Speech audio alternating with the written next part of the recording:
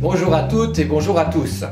Nous nous retrouvons pour une nouvelle vidéo du cabinet Landau et Associés, une vidéo consacrée à la mutation d'office dans l'intérêt du service. Le statut général de la fonction publique, et pour ce qui concerne le monde territorial, la loi du 26 janvier 1984, prévoit la possibilité pour l'autorité territoriale de procéder à des mutations d'office dès lors que celle-ci est justifiée par l'intérêt du service.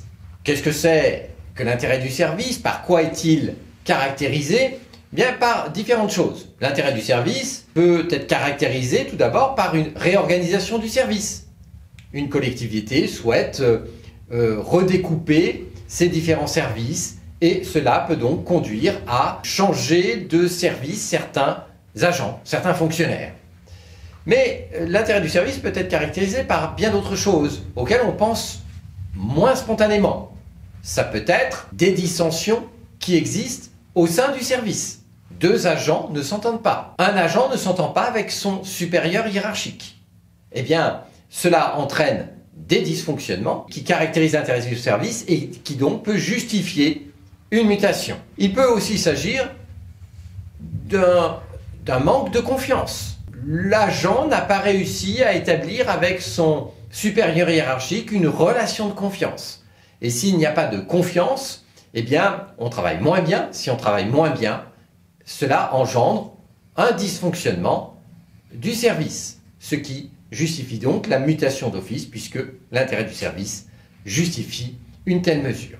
Il faut faire attention lorsque on décide de muter un agent d'office. Il faut prendre surtout garde à ne pas tomber dans la sanction disciplinaire déguisée. C'est quelque chose qui est souvent contesté. Lorsqu'un agent engage un contentieux contre une mesure qui le mute dans un autre service, dans d'autres fonctions, eh bien, très souvent, il soutient que, en réalité, il ne s'agit pas d'une mutation justifiée par l'intérêt du service, mais qu'il s'agit tout simplement d'une volonté de le sanctionner. Et bien sûr, si les faits sont avérés, le juge administratif ne pourra qu'annuler la mutation, parce qu'en réalité l'administration se sera trompée de procédure, elle aurait dû engager une procédure disciplinaire.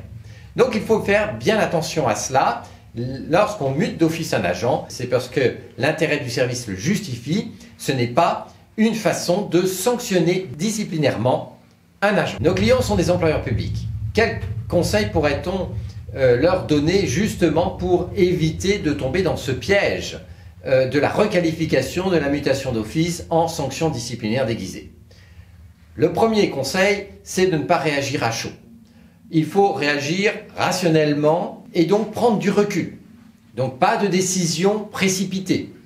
Il ne sert à rien de se précipiter puisque si le juge ensuite annule la mesure, eh bien on repart à la case départ. On se retrouve à la case départ. Deuxième conseil, il faut bâtir un dossier. Il faut bâtir un dossier avec des arguments.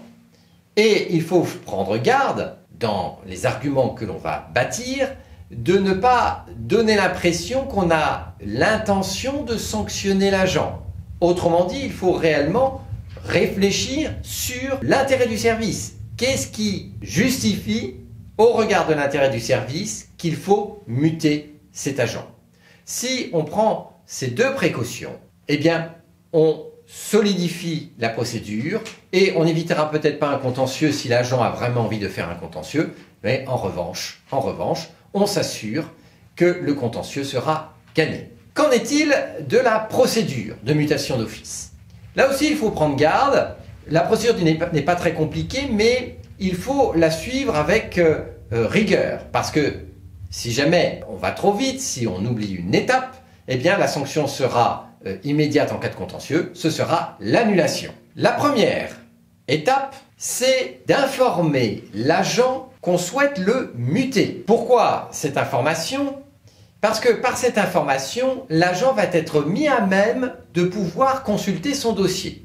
Alors, cette expression « mettre à même l'agent de consulter son dossier », que veut-elle dire?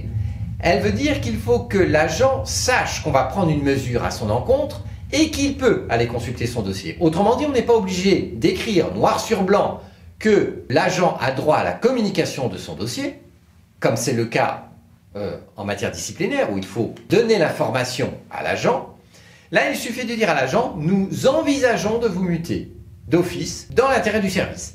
Et cela suffit. Donc on le fait une belle lettre qu'on remet à l'agent, soit en main propre, soit par recommandé avec accusé de réception, et ainsi on aura la preuve que l'on a respecté cette première étape. Alors une petite précision, à ce stade-là, on n'est pas obligé de dire à l'agent où on va le muter. Il suffit de dire qu'on va le muter, on l'informe qu'on va le muter, mais on n'est pas obligé de lui indiquer le lieu où il sera muté. Cela résulte d'une jurisprudence assez récente du Conseil d'État. La deuxième étape, c'est de consulter la commission administrative paritaire. C'est indispensable.